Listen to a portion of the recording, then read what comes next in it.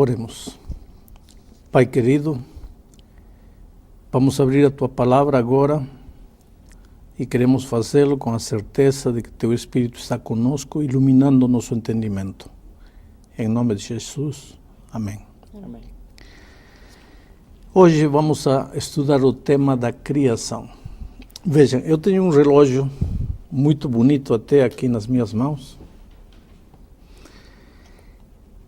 Vocês achariam que eu estou louco se eu disser para vocês que este relógio apareceu assim de repente, ao longo de milhões de anos?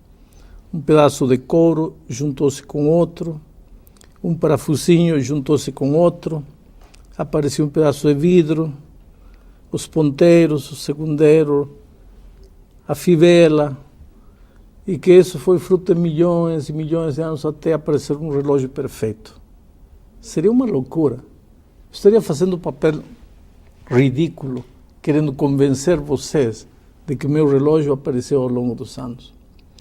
E, no entanto, hoje, quando vemos esta máquina fabulosa que é o universo, o corpo humano mesmo, veja, o coração, desde o momento que a gente nasce, bate, bate, bate, bate. A gente nunca engraxa ele, não troca de óleo, não faz um ajuste. E durante o tempo que a gente vive aqui, o coração bate, bate, bate sem parar. Ora, como pode tudo isso ter aparecido assim ao longo dos anos, fruto do acaso, fruto da casualidade? Eu tenho um texto bíblico para começar nosso estudo hoje. Em Hebreus capítulo 11, versículo 3, diz assim: pela fé entendemos que foi o universo formado pela palavra de Deus, de maneira que o visível veio a existir das coisas que não aparecem. Pela fé entendemos que o universo foi formado pela palavra de Deus. Me impressiona a palavra fé. Pela fé aceitamos que este universo tem um Criador, pela fé. Só que fé é o fruto do relacionamento. Para eu acreditar que Deus criou este planeta, Deus criou este universo, Deus nos criou a nós, tem que haver relacionamento com o autor da fé, que é o próprio Deus. É um relacionamento pessoal. Agora, saber que Deus criou este universo, que Deus me criou, aceitar isso pela fé como fruto do relacionamento com esse Deus maravilhoso, isso lhe dá sentido à minha vida, lhe dá propósito à minha vida. Porque eu sei de onde venho, eu sei por que estou aqui e eu sei para onde vou. Se eu sou fruto da evolução, então minha vida não tem sentido, porque minha vida é apenas fruto do acaso, fruto da casualidade. Eu apareci porque sim. Minha vida não tem sentido. Eu não sei para onde vou. Eu não sei o que faço aqui. Então eu prefiro acreditar que tenho um Deus Criador. Prefiro acreditar porque ao relacionar-me com Ele, aparece a fé, e por essa fé eu, embora não vejo, embora não possa tocar, eu sei que há um Deus Criador controlando o universo e controlando a minha vida. Pastor, dentro da explicação que o senhor está falando de que Deus é o Criador, como exatamente o senhor imagina que aconteceu a criação? Como que o ser humano, tudo bem, não foi o acaso, pelo que o senhor acabou de afirmar aí, apesar de eu ter alguns questionamentos ainda. Mas a primeira pergunta seria, como que o ser humano foi criado? Por que existe diferença do ser humano, aí depois tem o cavalo, aí depois tem o cachorro, essa variação, se não foi a evolução, segundo as suas palavras, né? No capítulo 1 do livro de Gênesis, nós encontramos o registro do relato da criação. Começa dizendo, no princípio criou Deus os céus e a terra. E depois vem o relato. Quando Deus criou os astros, quando criou as plantas, quando criou os animais, finalmente o ser humano como a coroa da criação. E quanto tempo faz isso? O senhor tem nos seus cálculos aí, vamos colocar tempo agora, né? Biblicamente, Da criação a hoje, temos um pouquinho mais de 6.000 anos. Mas aí é complicado, né, pastor? Porque a geologia consegue olhar para uma rocha e, através dos cálculos, eles dizem que a rocha tem milhões de anos. Aí a Bíblia coloca que o ser humano tem 6.000 anos na Terra. Como é que a gente agora vai conciliar, se é que existe como conciliar essas duas formas de pensar? Tem duas maneiras de explicar essa aparente contradição. A primeira é o fato do texto, diz assim: no princípio criou Deus os céus e a terra. A terra, porém, estava sem forma e vazia. A matéria já existia, como existe Vênus, como existe Júpiter, como existe Marte. Nesses planetas não há vida, mas a matéria já está. Pode ser que a Terra tenha sido assim, um planeta sem vida. Terra desordenada e vazia, matéria morta. Deus apareceu e na semana da criação começou a estabelecer a vida de acordo com o registro bíblico. Essa seria uma explicação. A outra explicação é muito simples. O método que determina que uma rocha tem milhões e milhões de anos é o famoso método chamado carbono 14. Mas cientificamente está provado que o método carbono 14 tem capacidade para dar um relatório exato da idade de uma matéria, talvez por miles de anos, não mais do que isso. Milhões, aí tem grandes possibilidades de erro. Seja de uma maneira, seja de outra maneira, uma coisa eu sei. A Bíblia afirma contundentemente que Deus criou os céus e a terra. Pastor, agora uma dúvida. O senhor deu o exemplo do relógio, eu achei o exemplo bem interessante. O senhor falou que é estranho a gente imaginar que um relógio tenha aparecido em milhões e milhões de anos, né? Cada parte se juntando. Agora, eu acho esse um extremo, talvez. Agora, por outro lado, também não é um extremo a gente afirmar que o mundo todo, essa complexidade toda, foi criada em 7 dias? Quer dizer, num dia surgiu toda a vegetação, com toda a sua complexidade, e um dia foram criados todos os animais. É o que fala Gênesis, né? Então, é difícil da gente aceitar isso, sinceramente. É difícil de aceitar para quem não tem fé. Por isso o texto de Hebreus diz, pela fé entendemos. Agora, se você não tem fé, você não tem capacidade de entender. Como você pode entender um milagre como Jesus encontrou um paralítico, disse, levanta-te, toma teu leito e anda. Vamos chamar aos maiores médicos do mundo. Me expliquem como um paralítico, durante 38 anos, não podia mexer os pés. E num segundo andou. Ninguém pode explicar, porque milagres não se explicam, milagres se aceitam. A semana da criação é um milagre. O texto diz, pela fé entendemos que pela palavra de Deus. Deus diz, seja luz, a luz apareceu. Aparecem as plantas apareceram. É um milagre.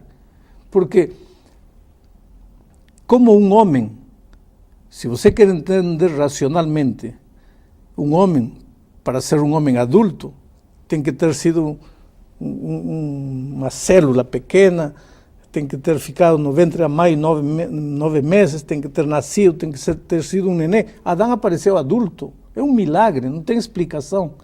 Por isso, Paulo, escrevendo aos Hebreus, disse, pela fé entendemos.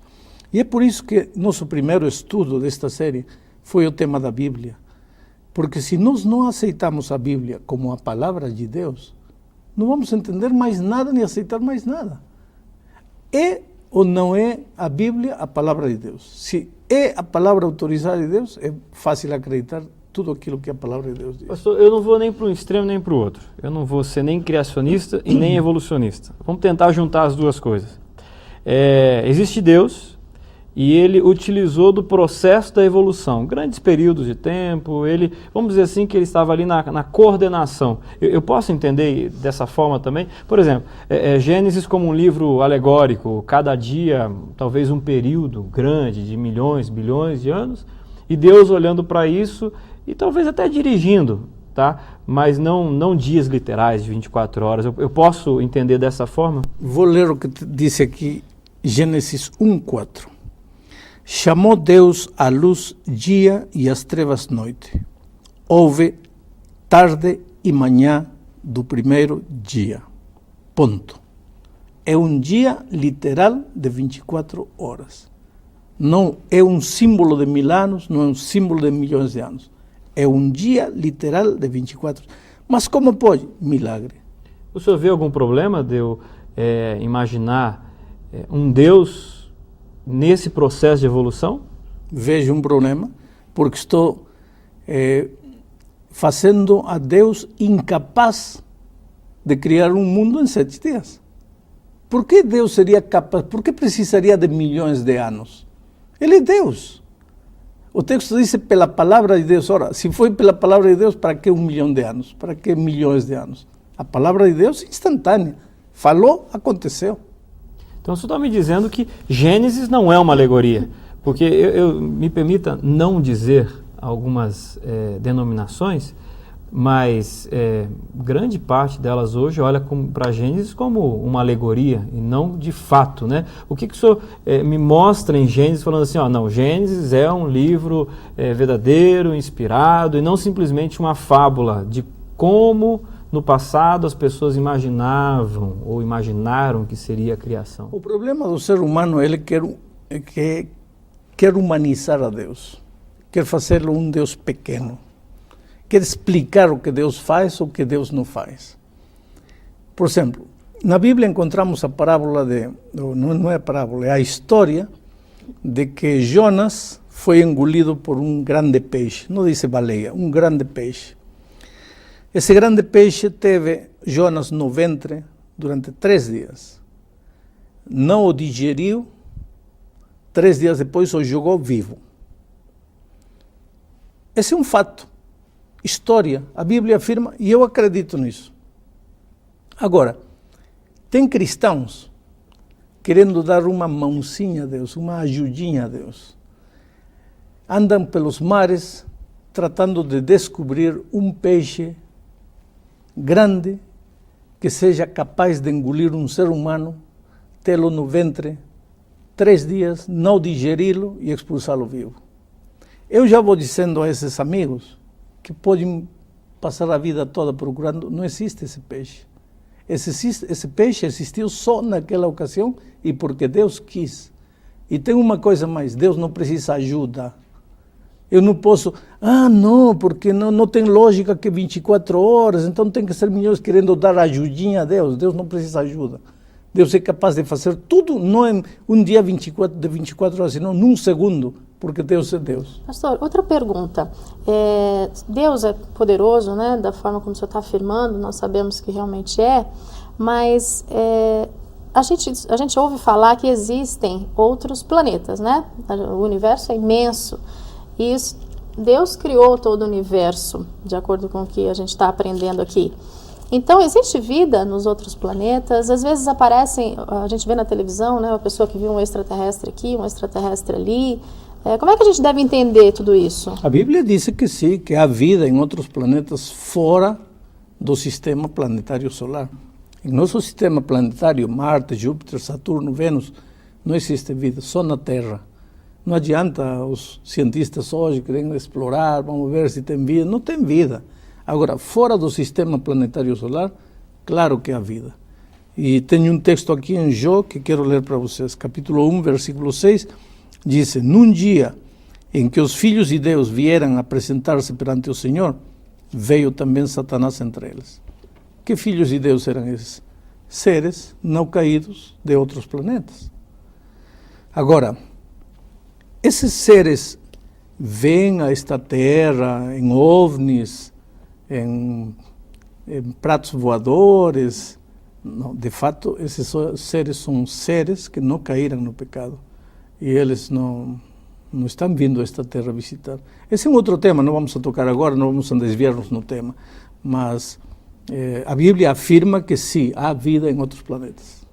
Pastor, dentro desse processo da criação, acho que uma dúvida que todo mundo tem quando fala sobre criação, e eu também tenho essa dúvida, é com respeito aos dinossauros. Porque as pessoas encontram os ossos, né? Alguns montam essas grandes feras do passado, e eu fico me perguntando, Deus criou o dinossauro? eu estou falando do macro, né? Agora vamos colocar o micro. Deus criou o vermezinho, o vírus, isso tudo veio das mãos de Deus, a criação. E se foi das mãos de Deus, aonde estão hoje os dinossauros? Muito bem, vou te explicar. Deus criou um assassino? Não. Deus criou um homem perfeito, como Adão. Ele teve um filho, chamado Caim.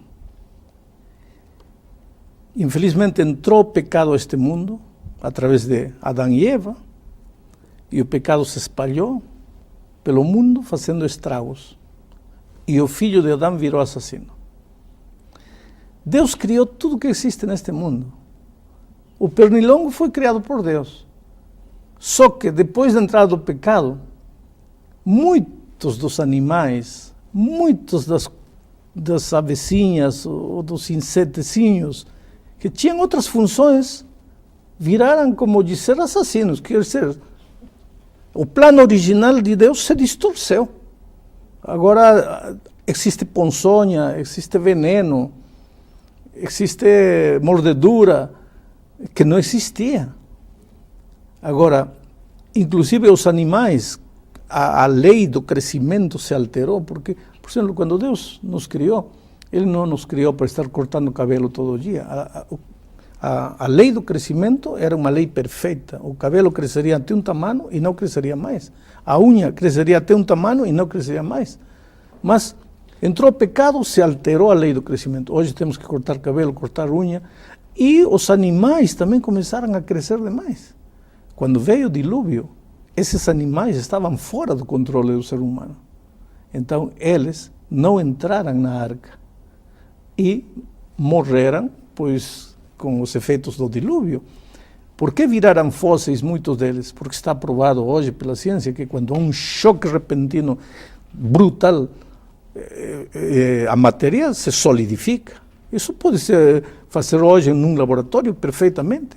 E os fósseis que encontramos por aí é uma prova de que houve dilúvio.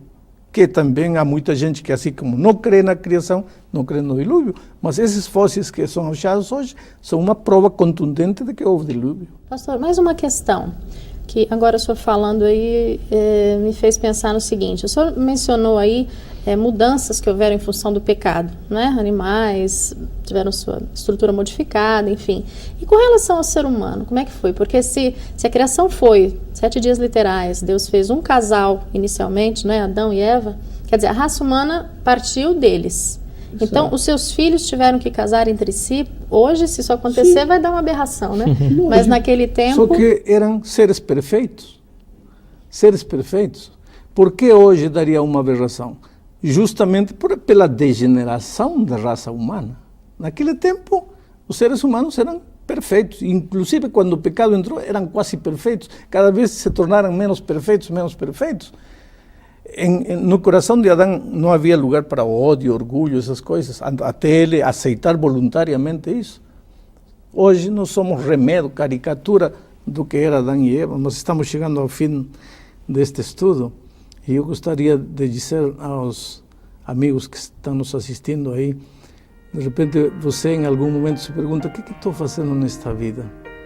Nada dá certo, está tudo errado, sofrimento, falta de emprego, miséria, solidão, traição. O que estou fazendo nesta vida?